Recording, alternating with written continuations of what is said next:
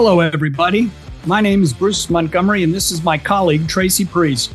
Hello, everybody. And we're with The Road to Retail. On our podcast, Tracey and I hope to offer tips, insights, ideas, and examples for how small, emerging, and challenger CPG, consumer packaged goods, brands can build their business. Everything from determining if you're ready to grow, where to start, how to prove it online, how to go about securing distribution at a national retailer, driving your business with the end consumer, and how to go about finding an investor if that's important to you. The bottom line is, we would love to help you be successful by highlighting the many important factors that go into establishing and growing your brand. Bruce and I have been working in CPG commercial operations for over 30 years, working on brands of all sizes. By commercial operations, we mean sales, marketing, trade marketing, new product development, broker and distributor management, new product development, brand M&A, and financing. As a part of our show, we bring our guests that are brand founders and leaders, agencies, Amazon specialists, sales agents, contract manufacturers, retailers, and investors to discuss their experiences and share their insights with the audience. To keep up with the show, please subscribe to the Road to Retail podcast on Apple Podcasts, Spotify, or YouTube. Leave us a review and consider sharing the show with a friend or colleague that may benefit from the content. You can also check out our website to learn more at www.road2retail.com and follow The Road to Retail on LinkedIn. We would love to have you along for the ride.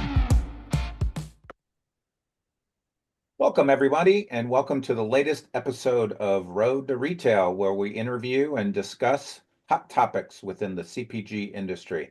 Bruce, good to see you. Tracey, how are you, my friend? I'm doing fantastic. This is going to be a great show today. I hope so. We have a very interesting guest. Our guest is Tracey Priest. There you go. Say hello to everyone, Tracey. Hello, everybody. So what we're going to do, folks, is many of you know that last week was the very large Expo West trade show convention, Woodstock of emerging brands out in Anaheim, and Tracey attended for us. So we thought it would be helpful to recap what he saw, what he learned, and talk to people about the show. He's a many time veteran of the show. And for those of you that have never been there or only been there a few times, it can be overwhelming. So we hope we're going to lay out a little bit of a blueprint of what the show's all about, how to attend it, and then Tracey's going to tell us some interesting things that he saw out there. So Tracey, as we kick this off today, why don't we start at the very beginning? What is Expo West? Who puts on the show? Where is it? Does it move around the country? Just give people Right. I've never heard of this before. Right. What is Expo West? So it's actually the true name is Natural Products Expo, and it takes place every year in the first week of March in Anaheim, California, at the Anaheim Convention Center. So this year it was last week, Monday through Friday. So a couple changes I want to make you aware of. So it used to be usually a Tuesday through a Saturday. They've cut it down now. There is a tent for emerging brands that's open on Tuesday, but the show really starts Wednesday through Friday. Again, it used to go through Saturday. The other change that they've made is all of the halls, New Products Hall, so the whole convention center is open on Wednesday. That is also a change. And then for this year. And then the other change for this year is that buyers are allowed into the halls early from 9 to 10 so that brands can actually interact with buyers and not be hounded by, no offense, suppliers of ingredients, contract manufacturers, marketing agencies, so they can have that one-on-one time with buyers. Great. So Trace, just give people, again, a frame of reference. I mean, I've been there a couple of times. How big is the show in terms of people? And, there are multiple buildings. I mean, this is Yes. not like a ballroom at your local Marriott. Absolutely, positively not. So final figures have not come out yet, but my guess is it's going to be somewhere between 75 and 80,000 people over 3 days. So it is huge and very busy and very crowded. Again, my guesstimate is going to be there was about 3,500 to 4,000 booths. So, Good grief. All so right, Tracey. So the next question that's popping into people's minds across America is who attends? What types of companies, organizations, or people that either attend the show to exhibit or yeah, walk the floor? Tell us a little bit about right. the types of folks that come to this. So it's all natural products. So to go to the show to exhibit, you have to submit to New Hope Network and you have to be accepted. So you have to meet their criteria of ingredients. I'm not saying you can't have, cane sugar or other ingredients, but you have to be a natural product according to their requirements. So let me stop you one sec, Trace, before you go on. You Yeah. just said a new phrase. Who is New Hope Network so Yeah. people understand? So New Hope Network is the company that puts on Expo West. They also have other events throughout the year. They used to do Expo East. They've stopped doing that. So it's basically an educational group, but also then does these, the big trade show. So New Hope is obviously they're bigger. And again, they also have Pitch Slam. They have other educational programs they put on. They have a website. So they have all kinds of things, all geared towards the natural products industry. Okay, great. So now back to who attends. So you have to be a natural, you have to be a product that fits their definition. So let's go with that assumption that brand founders, emerging brands, and not all of them are emerging. There's some big ones there too. That's correct. Yeah, there's that. There's absolutely like, for example, Tropicana was there as a big, so a lot of big brands, but mostly, you know, small emerging brands to challenger brands, and then all the way up to big brands. But those are kind of the minority, I would say. So they've built a brand new building about 5 years ago called the New Products Hall, and that's 2 levels of just small emerging brands. So they built a whole new building just to accommodate that. That's how big that segment Wow. is. So aside from the brands, Tracy, who else attends this show to either exhibit or walk the floor? Yeah, suppliers, contract manufacturers, marketing agencies, spice companies, ingredient companies, all kinds of things that would, suppliers to the industry, packaging people, a lot of suppliers to, the natural products industry. Are there investors looking to invest in Yes, emerging brands walking around? absolutely. There are investors as well, walking the floor. So anybody you can think about that touches consumer packaged goods, and then in specifically then, natural products. Great. So, what's your counsel to a first-time attender? What should they be aware of? I mean, you've already done a great job saying, guys, this is bigger than the ballroom at your Marriott. So, Yeah. if you think you're going to see everything in an hour and then go to the beach, you're out of your mind. Yes, exactly. So if you're a first-time attender, the first thing is be wear comfortable shoes. You're going to walk forever. The friend of mine that I was with a lot of time during the show, his watch said that he walked 17,000 steps one day. So it's a huge show. And what I would do is I would go on, they have an app, and I would plan out what brands and booths you want to visit. I would not just head out and just start walking. You'll never get through the whole thing. So, some folks I know had a plan to visit, 100 booths. They didn't get to 100. So if you're a first time attender, let's say you're also maybe thinking of exhibiting, do you think people should come to the show the first year just to check it out and get the Yes. lay of the land, or do you just cannonball in and go for it?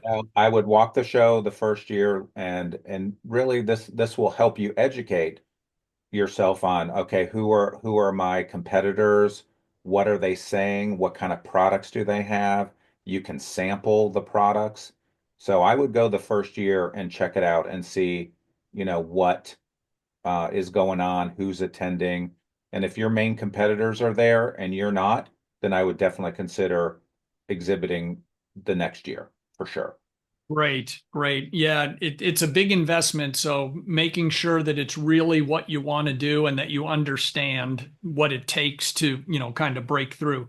Sure. Okay, Tracey. So now you've made the decision to exhibit and you're going to be exhibiting for the very first time. What's your counsel to people that are going to exhibit? Now this year's over, but for next year, they're going to exhibit for the first time. What should they do? What should realistic goals be? Yeah. So I'm going to give you the dose of reality right up front. So it is not a selling show. So if you want to go to a selling show, go to a distributor show. This is really a brand building show and making your brand aware to buyers and to the natural products industry. Again, make executional wise, make sure you have plenty of samples. So think about not all 75 or 80,000 people are going to come by your booth, but you're going to have a lot. Make sure you have plenty of sell sheets, but not too many. And also make sure that strategically you're in the right area. This is a big, big show. They do try and segment it by, by industry. But if you're, a beverage and you end up in vitamins and supplements, you're probably in the, in the wrong place. So make So sure you're in the area that people would come to find you. So Tracy, is it a reasonable expectation that if I'm an exhibitor, I'm going to get all kinds of, formal appointments and formal meetings, or is No, everything kind of a drive-by? it's a drive-by. So, great question. So some retailers do have meetings. Sprouts, for example, was there, Kroger was there, Whole Foods was there, but you have to submit for a meeting. So usually on LinkedIn, these retailers will put out, hey, here's the link to submit, and then you have to be accepted, and then they'll give you a meeting time and you'll get 10 minutes. Other than that, it's going to be, walk-bys. That's why I commend, New Hope for allowing at least an hour each day for just buyers to come by. And so the buyers are going to make a list of the booths that they want to go by. So You, one last point that I think you can add a lot of clarity to. So I've made the decision to exhibit. I have a great product. I'm going to send out a ton of samples. Let's say at the end of the show, I still have a bunch of samples. Should I be sending them back? If I leave them, what happens to them? Because I don't want, you yeah. know, crazy stuff happening to my samples. I guess I could ship them back. So what happens? I would highly discourage you from shipping them back because it'll cost you more to ship them back than they're actually worth for the most part. So that's kind of a fine line. Make sure you have enough, but not, too much.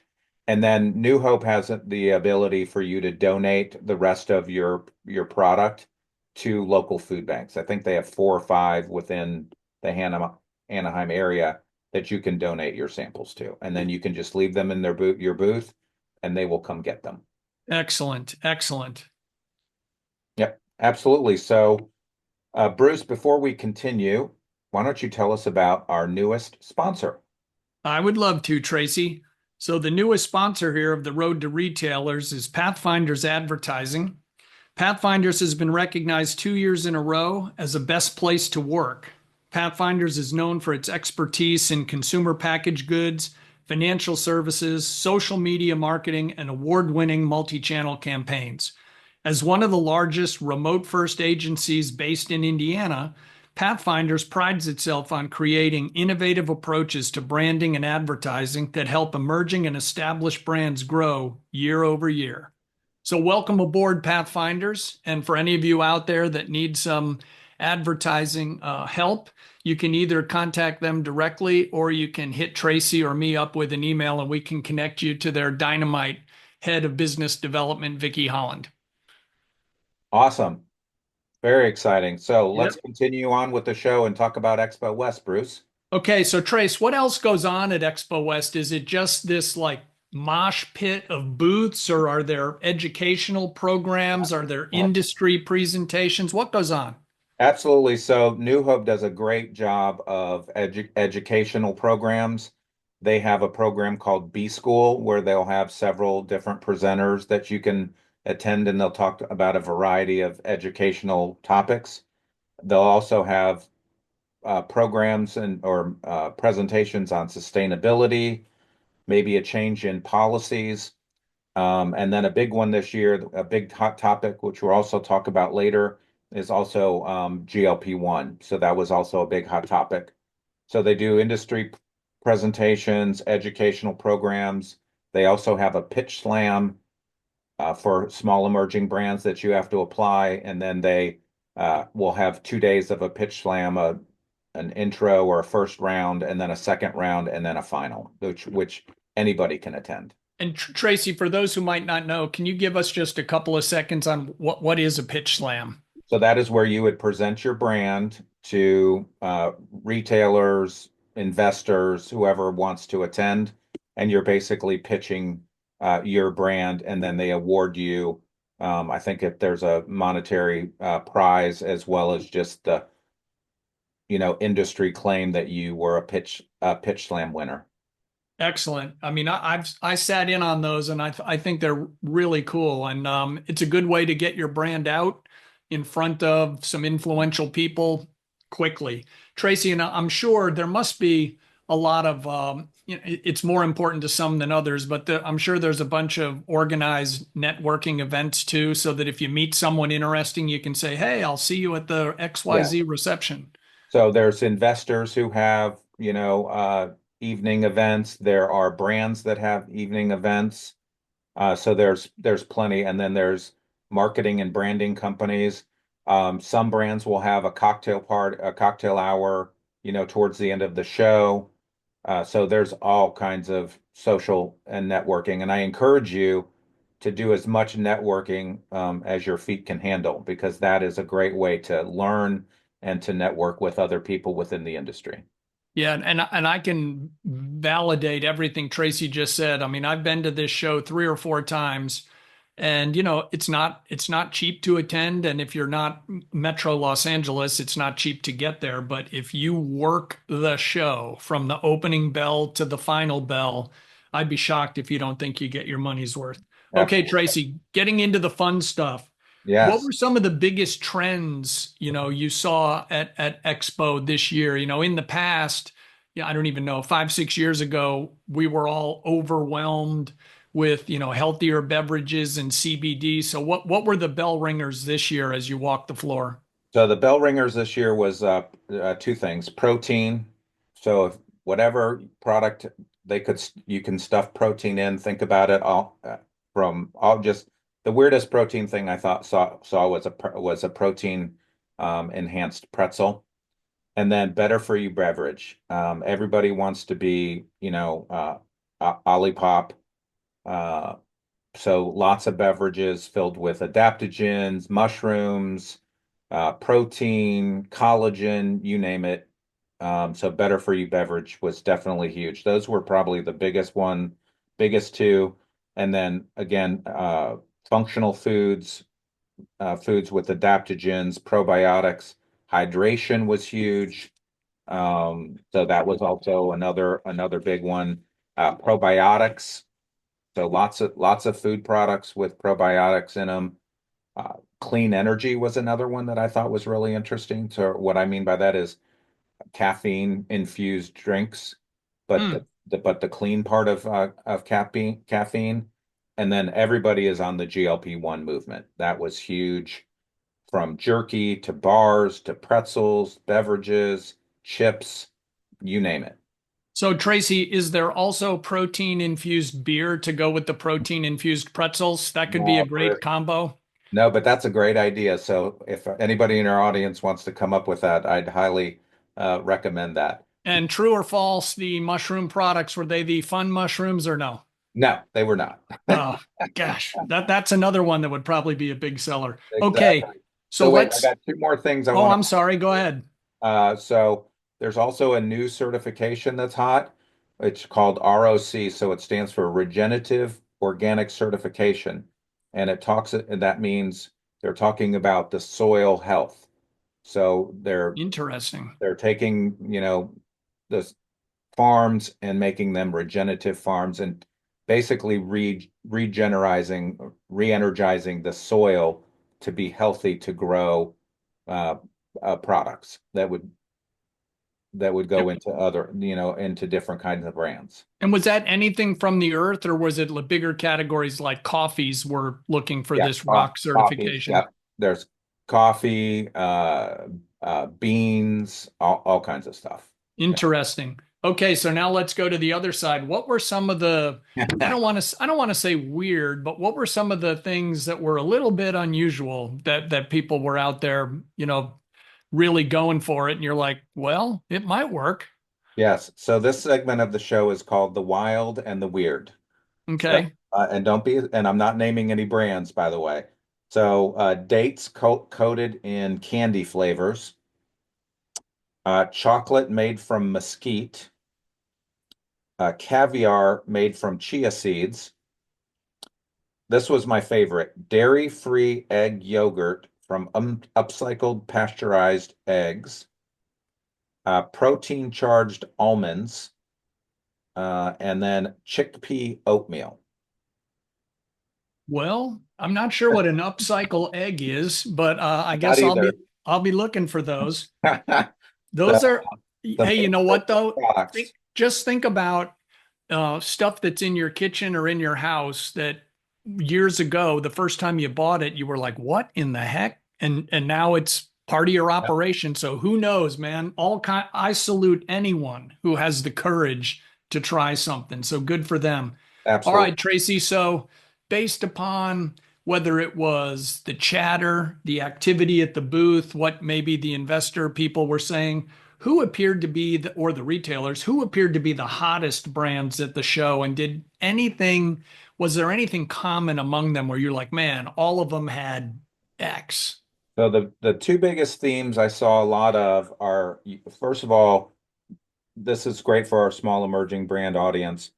Purpose-driven brands now at Expo West is just a must. So you've got to have a reason, you've got to have differentiation, but you also have to have a purpose. And then the other big thing, that trend that I saw is a lot of chatter about sustainability. Hmm. So if you've got sustainable packaging or the way you're processing your products, that those two things I think in the next year or two at Expo West are just going to be a given. Like, don't show up unless you have those kinds of those two things, sustainability and a purpose-driven brand. So while we didn't want to name any brands that might be considered a little funky or in the weird and wild, since we're talking about extraordinarily positive, were there any brand names out there that struck you that you'd care to mention? Yeah, I'm going to mention a couple. Goodles, they actually had a huge event and did some great advertising and things like that. Um, Life Cider X, which is a healthy, clean energy drink. Let's see, Benny Yogurt was another one that was hot, and then Kindling Snacks was another one. So Hmm. those were a couple ones that seemed to be on everybody's mind and talking about. If you can recall, what was unique about kindling? Again, protein, and then also they're doing protein and probiotics. Oh, interesting. Yeah. Okay.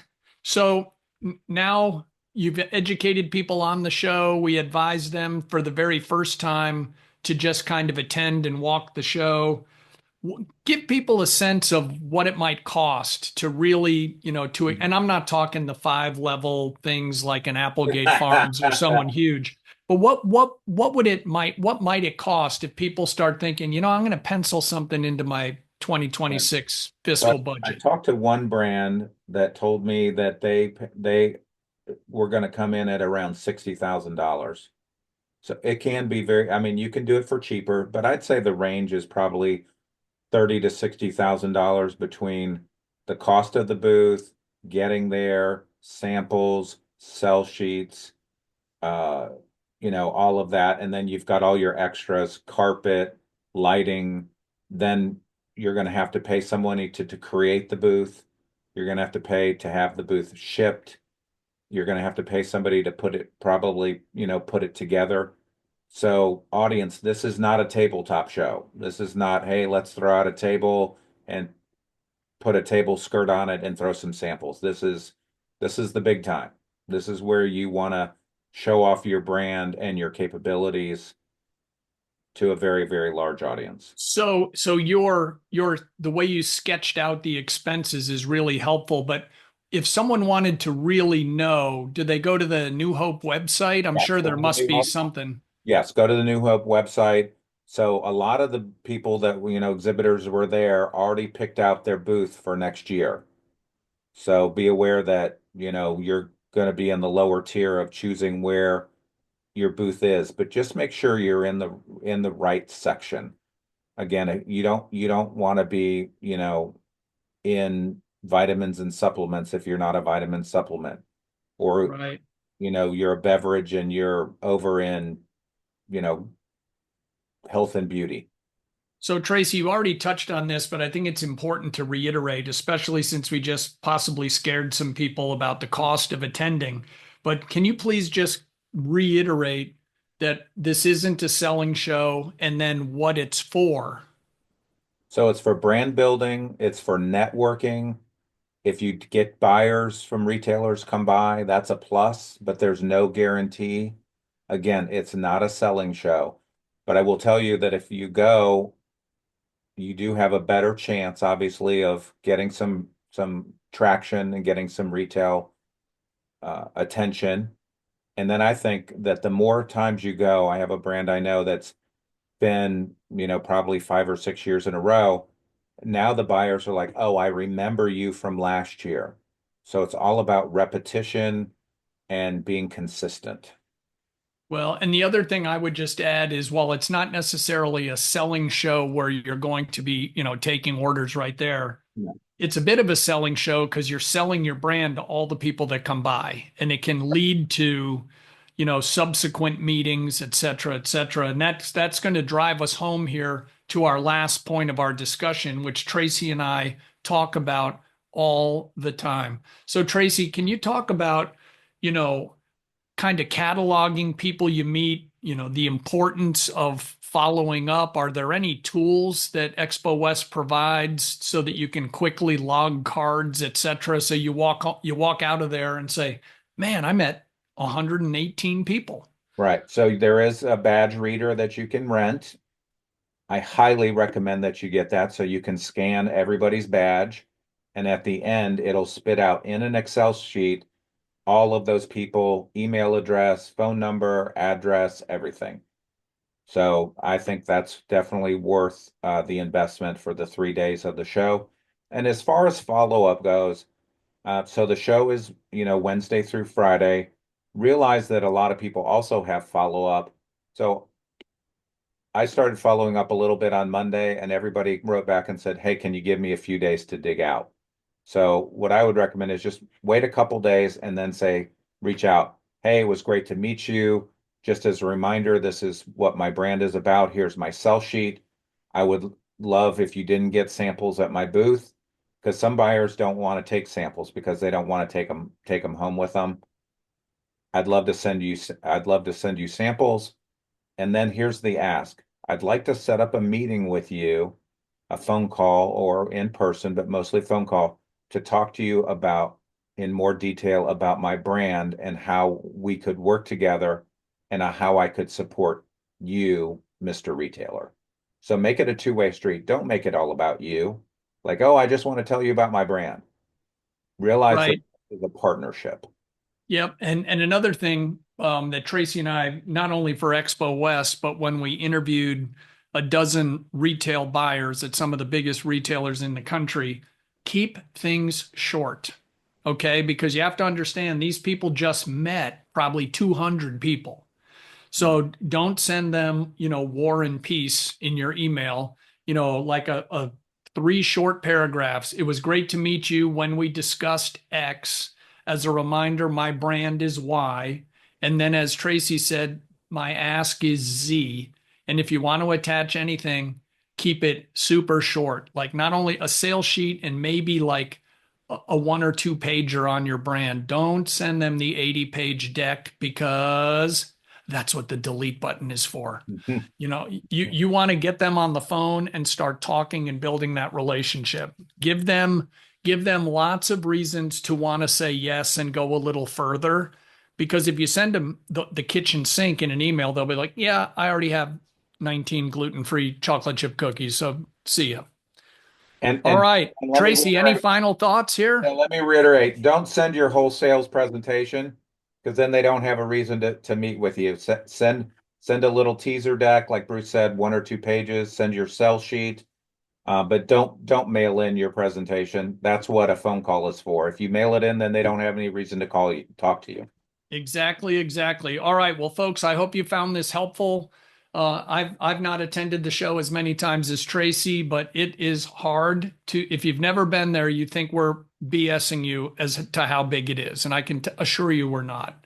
Yes. And if you choose to go to that show, work it. Work it from sun up to sundown. You've paid real green dollars to attend. Get the most out of it. But Tracy, thank you so much for this recap. Hopefully, folks found this informative. I know I did, and I've been there before. So thank you. Thanks again to Pathfinders for coming on board as a new sponsor.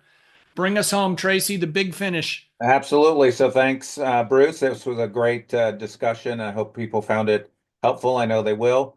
So continue to follow us on Road to Retail, on Spotify, on Apple. We also have a new website where you can look at the episodes as well, and also a new trusted partners section of the website, also on YouTube. And then we will post this episode real soon here, so it's still relevant. And we post every Tuesday. Hey, So thanks, Tracy, Bruce. Tracy, what's the address of that new website? Oh, yes. www.roadtoretail, the number two, retail.com. Excellent. Good luck out there, folks, and thank you. Thanks, everybody.